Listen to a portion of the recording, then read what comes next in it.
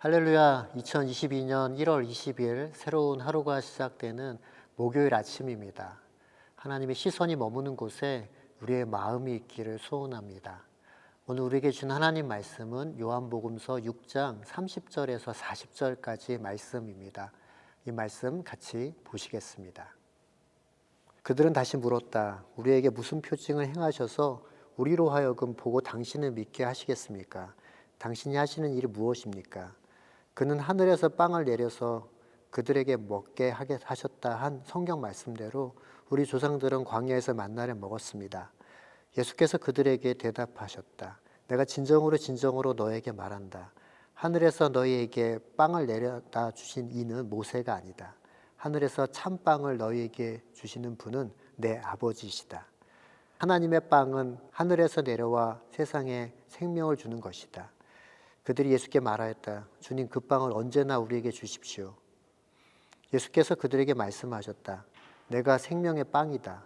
내게로 오는 사람은 결코 줄이지 않을 것이요 나를 믿는 사람은 다시는 목마르지 않을 것이다. 그러나 내가 이미 말한 대로 너희는 나를 보고도 믿지 않는다. 아버지께서 내게 주시는 사람은 다 내게로 올 것이요 또 내게로 오는 사람은 내가 물리치지 않을 것이다.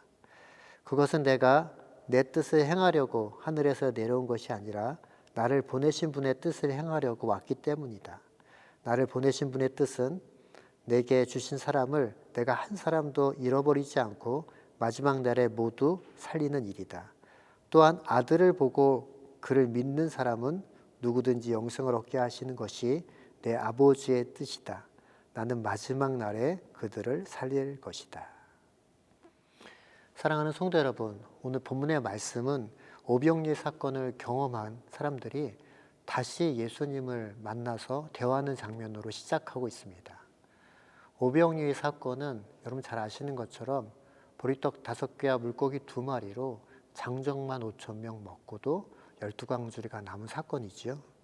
이 사건을 경험한 사람들이 다시 예수님을 만났을 때 그들은 여전히 배가 고파 있었고 육신의 배를 채워줄 그 예수님을 쫓아 찾아다녔던 것이죠.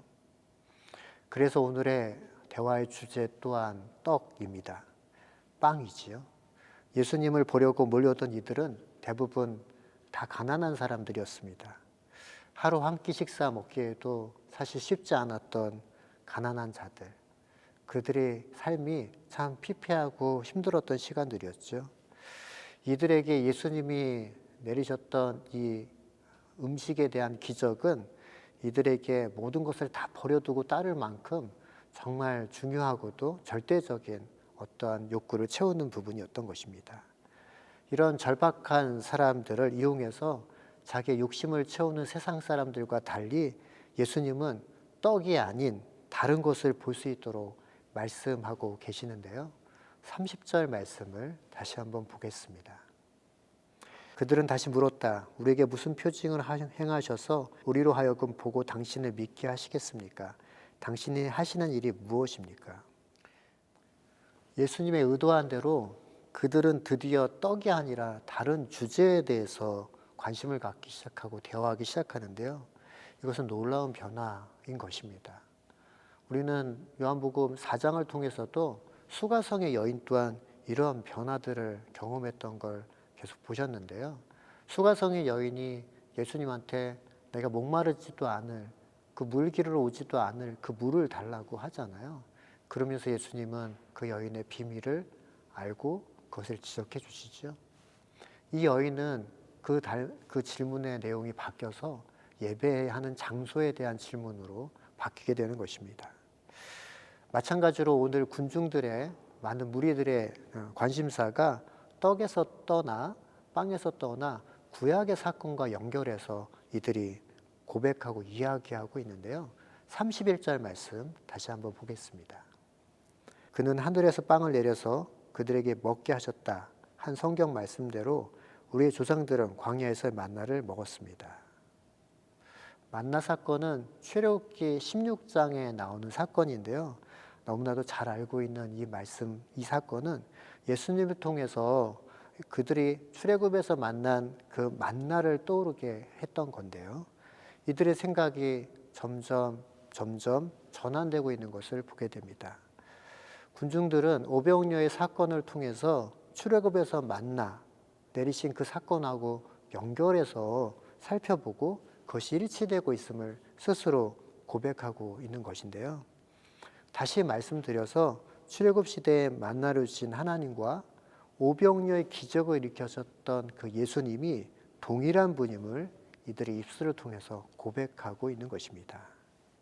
이 점에 대해서 예수님은 확실히 다시 한번 지적해 주시는데요. 32절 말씀 한번 보시겠습니다. 예수께서 그들에게 대답하셨다. 내가 진정으로 너희에게 말한다. 하늘에서 너희에게 빵을 내려다 주신 이는 모세가 아니다. 하늘에서 참빵을 너희에게 주시는 분은 내 아버지이시다. 만나를 준 분이 모세가 아니라 아버지라고 말씀하고 계시는데요. 예수님께서는 아버지라고 표현하시지 않고 내 아버지라는 표현을 합니다. 유대인들이 들었을 때 이 표현은 굉장히 놀라운 그리고 당황스러운 그런 단어인데요. 왜냐하면 유대인들은 하나님, 유일하신 하나님을 믿고 있는 그런 신앙을 갖고 있잖아요. 그래서 이 표현은 신성 모독의 죄에 해당하는 그런 발언이었던 것입니다. 내 아버지라는 표현은 유대인들에게 있어서는 그래서 오병이어의 기적 사건 그 이상의 어떤 당혹스러움과 당황스러움을 경험하게 했던 것이죠. 신앙의 근간이 흔들리는 그런 표현이었던 것입니다. 근데 예수님은 하나님을 내 아버지다라고 부르고 있습니다. 그렇다는 얘기는 자신이 바로 그분의 아들이라는 것을 간접적으로 표현하고 계시는 것이죠. 그러면서 하늘로부터 내려오는 참 빵을 주신다라고 말씀하고 계십니다. 그러나 여전히 군중들은 그 참빵이신 예수님을 깨닫지 못하고 있는 것이죠. 33절, 34절 말씀을 읽도록 하겠습니다. 하나님의 빵은 하늘에서 내려와 세상에 생명을 주는 것이다. 그들은 예수께 말하였다. 주님, 그 빵을 언제나 우리에게 주십시오. 예수님은 그 빵이, 그 생명의 빵이라고 말씀하시지만 군중들은 그 뜻을 깨닫지 못하고 자신들을 배부르게 할 떡, 빵으로 이해하고 있었던 것입니다. 그래서 예수님은 이제 그 대화의 본질적인 주제로 자기 자신을 직접적으로 표현하고 계시는데요. 35절 말씀 보도록 하겠습니다. 내가 생명의 빵이다. 내게로 오는 사람은 결코 줄이지 않을 것이요 나를 믿는 사람은 다시는 목마르지 않을 것이다. 이렇게 말씀하십니다. 빵에서 만나로, 만나에서 생명의 빵이신 떡이신 예수 그리스도 당신 스스로를 연결해서 표현하고 계시는 것이죠. 이제 주제가 완전히 예수님께로 넘어와서 표현하고 계시는 것입니다. 앞서 예수님이 말씀의 빵, 배부르게 할 빵이라고 이야기하시면서 만나가 아니라 그 자신을 가르쳐서 표현하고 계셨던 것이죠.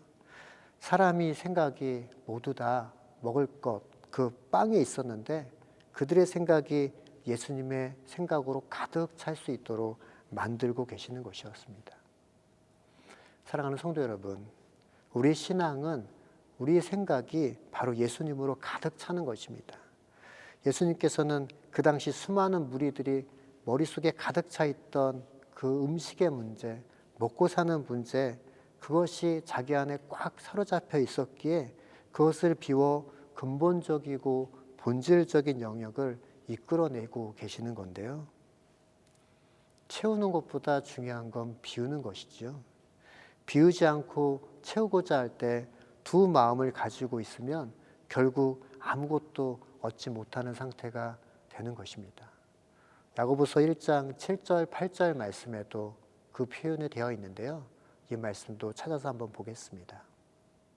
그런 사람은 주님께로부터 아무것도 받을 생각을 하지 마십시오. 그는 두 마음을 품은 사람이요 그의 모든 행동에는 안정이 없습니다.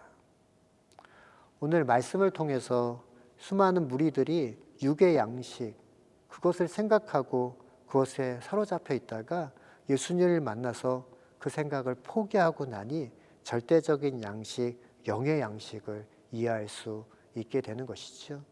다시 반대로 보면 내가 육신적인 생각에 사로잡히면 절대로 영적인 부분, 영의 양식의 개념을 이해할 수 없는 것이기도 합니다.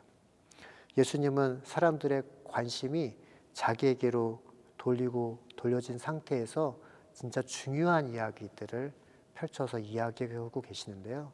39절, 40절 말씀에 그 말씀이 기록되어 있습니다. 같이 보시겠습니다.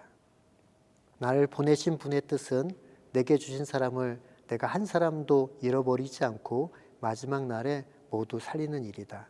또한 아들을 보고 그를 믿는 사람은 누구든지 영생을 얻게 하시는 것이 내 아버지의 뜻이다. 나는 마지막 날에 그들을 살릴 것이다. 죄인된 우리를 잃어버리지 않겠다라고 하신 표현은 어떤 표현인가요? 그것은 바로 우리를 위해서 죽으시겠다라고 하신 표현입니다. 예수님 공생의 내내 계속해서 반복해서 말씀하시는 것 중에 하나가 바로 죽음에 대한 것을 말씀을 하고 계시는데요.